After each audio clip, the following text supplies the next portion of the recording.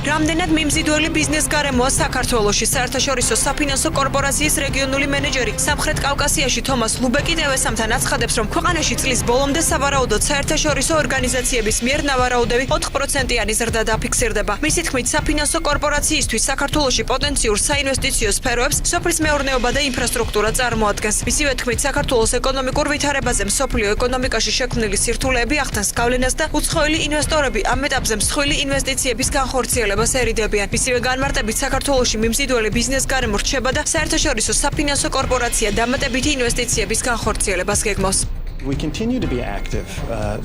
საერთაშორისო საფინანსო კორპორაციისთვის კვლავ საინტერესოა ქართული საინვესტიციო გარემო. სხვადასხვა მიმართულებით პროექტებს ვეძებთ, რათა განვახორციელოთ ინვესტიციები. საფინანსო კორპორაციამ საქართველოში უკვე განახორციელა 656 მილიონი დოლარის ინვესტიცია და ამ კუთხით აქტიურები ვრჩებით.